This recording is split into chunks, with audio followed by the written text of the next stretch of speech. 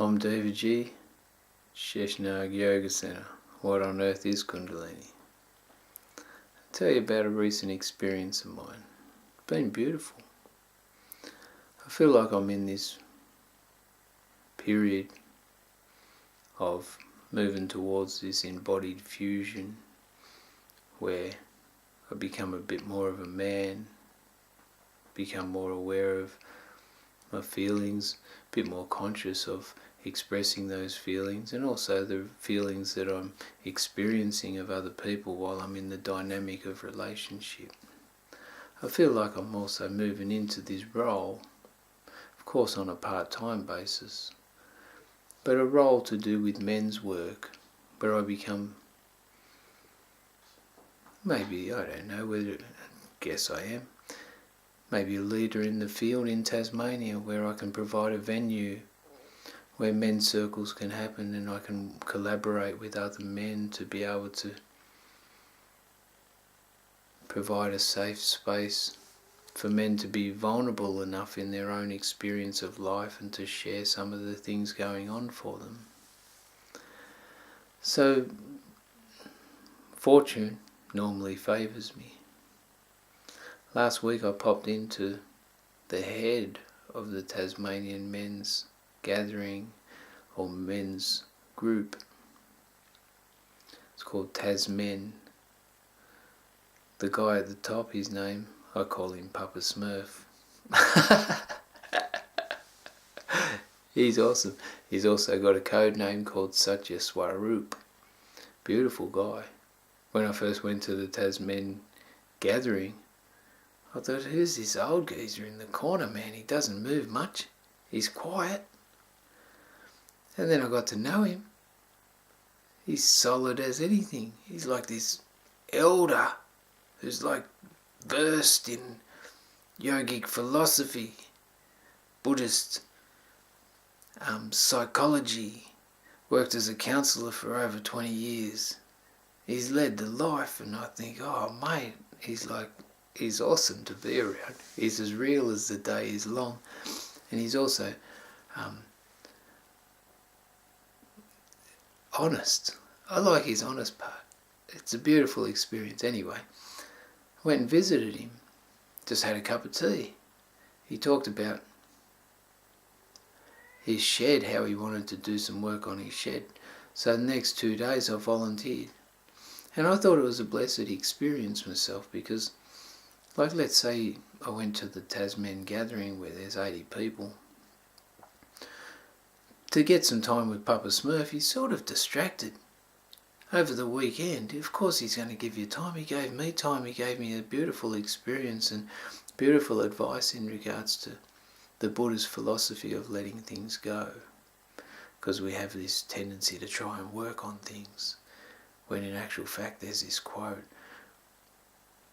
what you focus on, you get exactly that. What you don't focus on ceases to exist. So more to do with, it's not so much working on this and working on that and fighting against it. It's like, just let it go, and then it will cease to exist. So that was cool. At the Tasman gathering he gave me that advice. But in that dynamic, his energy's dispersed. Like if I went to a weekend or a men's circle, there's 8 men there and he's one of them, and the dynamic's different. I was lucky enough to go and help him build this shed, so it was just me and him. We're just like 2 men over the tools, sharing jokes, talking philosophy, laughing about everything that comes into our mind. I felt really honoured and blessed to be in that experience, and I felt so humbled, but also so grateful for that experience that it encouraged me to be able to step into this role of being in men's work. I reckon I'd be fantastic myself. Don't believe me though, because self-praise is no recommendation. But I come with a wealth of self-awareness.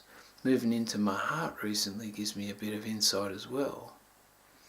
So I want to be in the area of Hobart.